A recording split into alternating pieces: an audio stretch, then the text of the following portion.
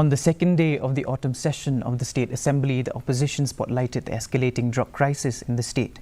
VPP MLA Heaving Stone Kharpran from Mauringkaneng questioned Social Welfare Minister Paul Lyngdoh, who revealed that approximately 300,000 individuals are affected by drug addiction, with Shillong reporting the highest cases. Lyngdoh also noted the existence of 10 rehabilitation centres in Meghalaya, 6 government-supported, 1 centrally funded and 3 privately managed.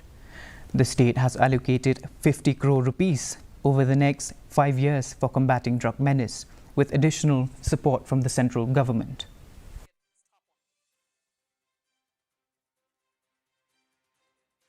So all of, as far as my knowledge is concerned, the centres conform to the National Action Plan for Drug Demand Reduction, which is a scheme supported by the Ministry of Social Justice and Empowerment of Government of India.